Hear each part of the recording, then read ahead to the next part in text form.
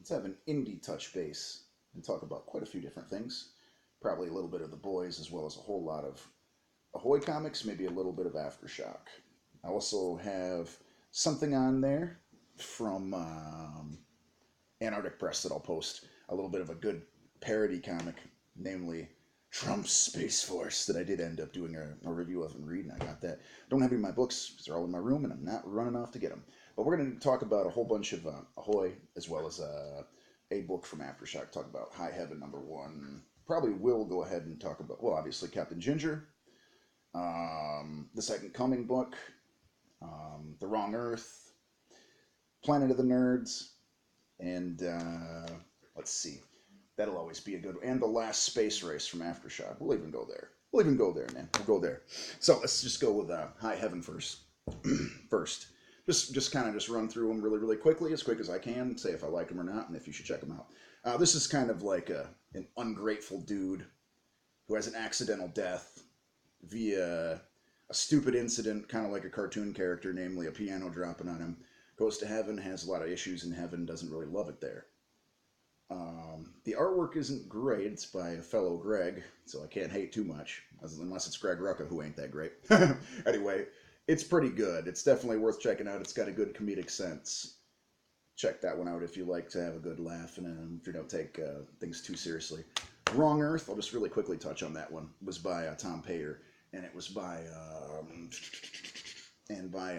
Jamal Igle. The last one was by Greg Scott, the artist and writer, I believe, was also Tom Payer.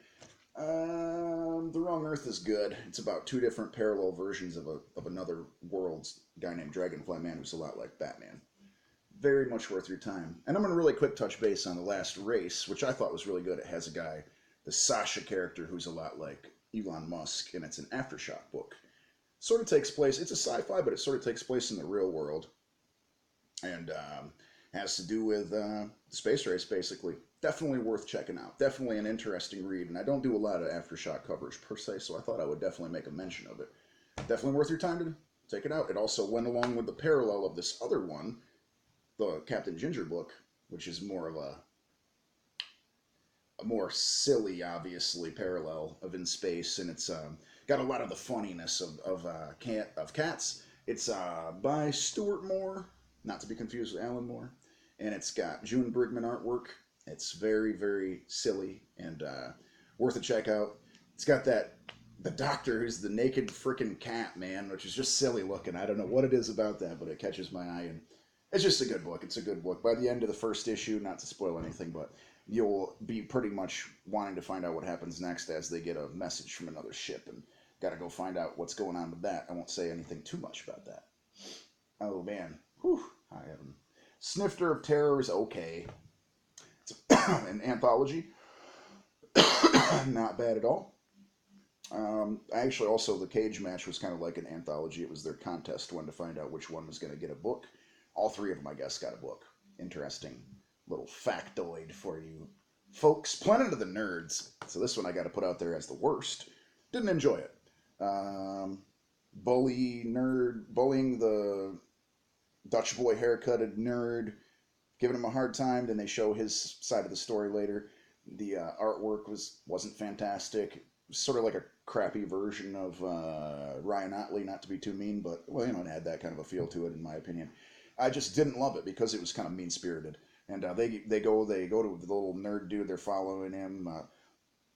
Okay, one of the guys who's more normalist out of the three is off on a date with this gal, seeing Crocodile Dundee, of all things, because it's the 80s or some such. And basically he's going to go try and stop them from picking on the dude. They wind up going into the dude's little place he's been hanging out. He's made a sort of little contraption of some variety. And it makes this smoke that kind of brings, big smoke, half dead, that kind of brings them half dead into the future, into modern times, I should say, and then we're going to have to see what antics ensue.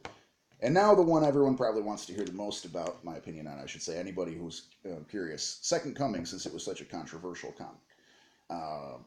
Second Coming wasn't terrible, man. It wasn't terrible at all. I'll probably talk about Death's Head real quick at the very end, too. Why not?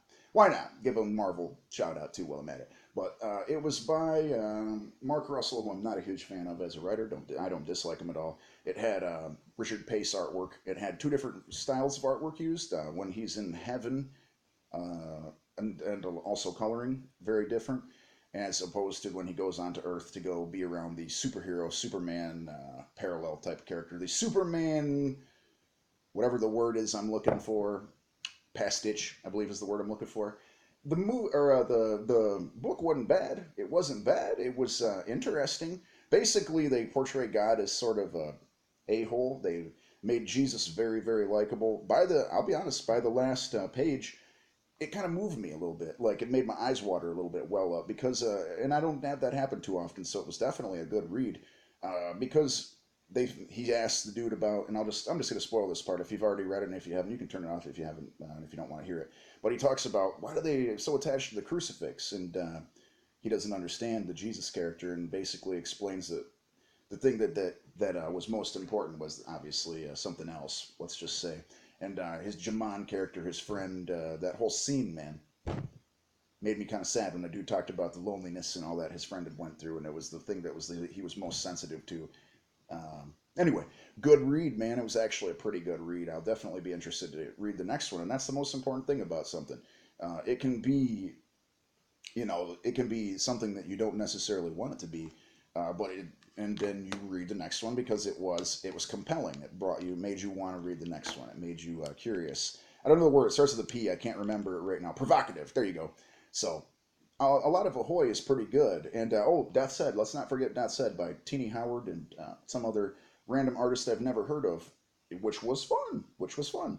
It's basically a Marvel UK character, and it's the dude's been replaced by these new female models, a little IE to certain people, and then he goes and meets up with Hulkling and that dude's like, person that he's with, the Wiccan.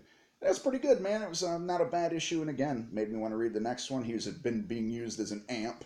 Nice little silly stuff. As a metalhead, I like seeing things like that, and I like the artwork style. I like the cover with the guitar playing version of Death's Head from your boy Half Dead. Of course, I like that.